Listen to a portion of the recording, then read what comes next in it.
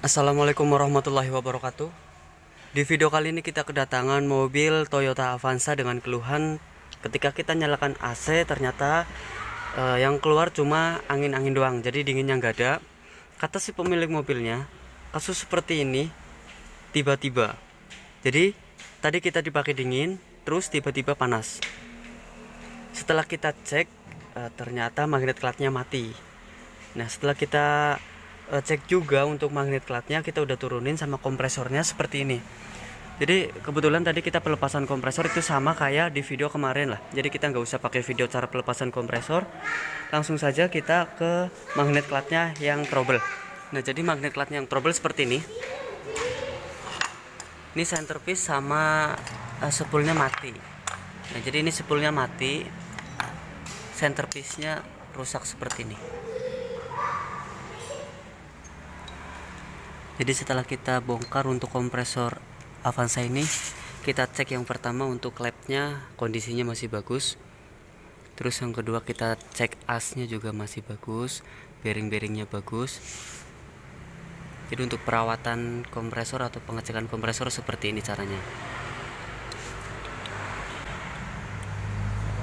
Nah, jadi tadinya magnet clutch-nya mati, kita ganti yang baru.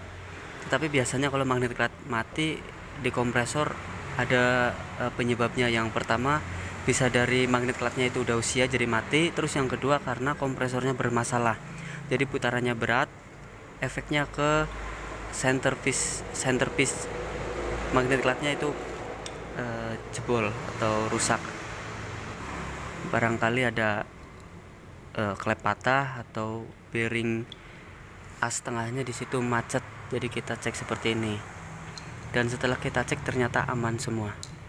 Kita tinggal pemasangan. Cara pemasangannya kita urutkan. Sebelum kita pembongkaran tadi kita udah kasih nomor buat piston satu persatu.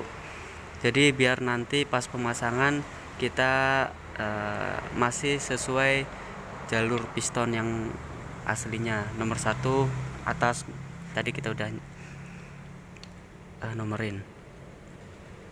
Yang pertama karena kompresinya lemah, efeknya pasti dinginnya berkurang. Di RPM tinggi nanti berubah jadi dingin, sedangkan di RPM rendah atau idle up stasioner mesin AC belum begitu terasa dingin. Itu gejala-gejala beberapa kerusakan dari kompresor. Bisa dari suara ngorok, biasanya terdengar suara ngorok dari bearing asnya rusak, jadi pecah. Terus yang kedua, piston sama bearingnya udah ngantong, jadi bunyi ngorok.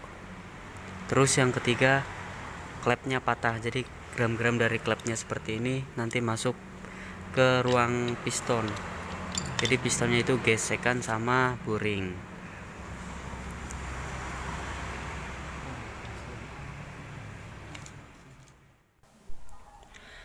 Kemarin juga ada yang menanyakan bagaimana ketika kompresor terdengar bunyi ngorok, apakah bisa diperbaiki? Oke, ini pertanyaan seperti ini sangat sering dipertanyakan kepada saya tentang kompresor ngorok. Oke, kompresor ngorok salah satu penyebabnya karena oli berkurang.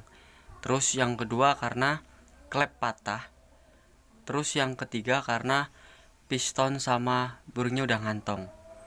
Nah, sebelum kita mengiyakan bisa diperbaiki, kita harus cek terlebih dahulu kompresornya. Kita buka, kalau kompresornya kayak klepnya itu patah, tapi pistonnya masih bagus sama bearingnya bagus, ya kita bisa perbaiki 100%, pasti jamin normal.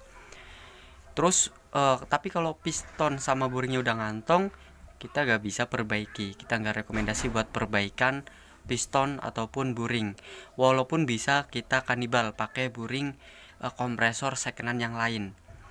Terus kalau klep patah itu ada partnya, kita bisa beli banyak. Terus sama metal gundurnya juga banyak tersedia. Jadi setiap kali kompresor ngorok, kita harus atau wajib dicek terlebih dahulu bagaimana kondisi kompresornya.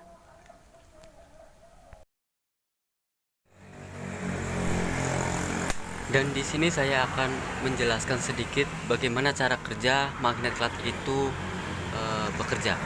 Jadi ketika spool dialiri arus listrik, maka centerpiece akan tertarik. Nah, tertariknya seperti ini, centerpiece akan renggang seperti itu. Ketika ada arus masuk dari spool, dia akan narik centerpiece. Tuh.